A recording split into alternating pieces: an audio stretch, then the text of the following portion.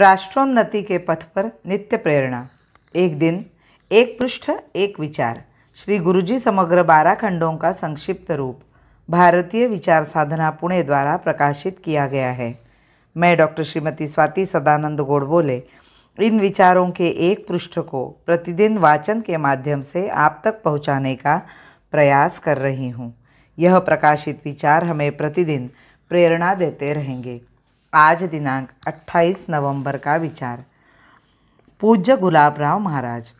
पूज्य गुलाबराव महाराज ने भिन्न भिन्न संप्रदायों के तथा धर्मों के तत्व विचारों को अद्वैत सिद्धांत पर परख कर कठोर युक्तियों से परास्त किया, किंतु भारतीय समाज के भिन्न भिन्न घटकों में परस्पर विद्वेष उत्पन्न न हो, इसलिए समन्वय भी कर दिखाया और बाद में अंतिम वेदांत सिद्धांतों का तौलनिक तथा समतोल रीति से प्रतिपादन किया। स्वयं खेतीहर पाटिल कुल में जन्म लेते हुए भी स्वजाति बांधवों की अन्य समाज के प्रति द्वेषमूलक वृत्ति की कठोर चिकित्सा की। दोनों परस्पर विरोधी मतवादों को सुचारू रूप से युक्तिपूर्ण तथा प्रमाणों के आधार देकर आमने सामने रखा और अपने समाज में वर्ण कहो या जाति कहो, उनमें भेद न होकर व्यवस्था है ऐसा राग द्वेष रहित प्रतिपादन किया तथा परस्पर द्वेष भावनाओं को तिलांजलि देने का आग्रह किया। भारतीय समाज के भिन्न भिन्न घटक या संप्रदाय परस्पर द्वेष या झगड़ा न करें, इसलिए बहुत महत्वपूर्ण ऐसा समन्वय विचार सामने रखा। यह अपने संपूर्ण देश के बंधुभाव को तथा राष्ट्रीय एकात्मता को श्री गुलाबराव महाराज जी का दिया हुआ तात्विक अधिष्ठान है। इस समन्वय विचार से बहुत दूरगामी परिणाम हो सकते हैं। इस्लाम, ईसाई, पारसी, बौद्ध इत्यादि उपासना पद्धतियों के प्रमुख तत्व ऐतिहासिक दृष्टि से प्राचीन हिंदू संस्कृति में यानी आर्य संस्कृति में थे, यह महाराज ने सिद्ध किया है। इस विचार की दिशा बहुत ही मूलगामी है। इसके अनुसार प्रबोधन हुआ तो भिन्न भिन्न दिखाई देने वाले भारतीय समाज ही एकात्मता का अनुभव तो करेंगे ही, साथ ही विश्व के सर्वधर्मों के समाज परस्पर सामंजस्य से रह सकेंगे। महाराज का समन्वय विचार प्रभावी है। इस महत्वपूर्ण विषय का विचार व सूक्ष्मता से अध्ययन होकर विश्व के सामने अच्छी तरह से प्रस्तुत होना चाहिए।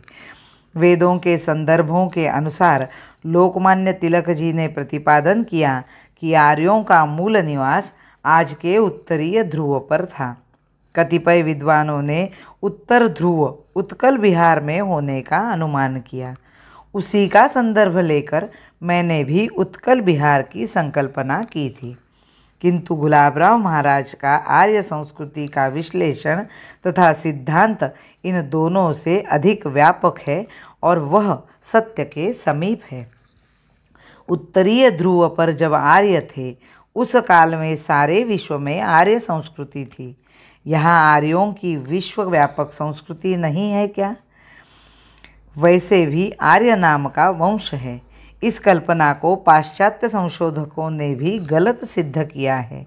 इन सब बातों से हम एक ही निर्णय पर पहुँचते हैं कि श्री गुलाबराव महाराज के अनुसार विचार किया जाए तो आर्यों के उत्तर ध्रुवीय निवास का अनुमान पूरा गलत नहीं है, किंतु वह सत्य का एक अंश है। इतिहास का अध्ययन कैसे करें, इसकी सही दिशा महाराज ने दर्शित की है। इसमें लिखने लायक तथा करने लायक बहुत कुछ है। अतिरेक न करते हुए सत्य की खोज व्यवस्थित रूप से सामने रखी जाए तो लोगों का विरोध सहज भाव से कम होता जाएगा। लोगों को ज़्यादा न दुखाते हुए अपने उचित विचार लोगों के सामने रखने होंगे। वे धन्य है जो जन्मे इस पावनी धरा पर, वे धन्य है जो जन्मे इस पावनी धरा पर, सुखदायिनी धरा पर, वरदायिनी धरा पर, सुखदायिनी धरा पर, वरदायिनी धरा पर। भारत माता की जय। वंदे मातरम।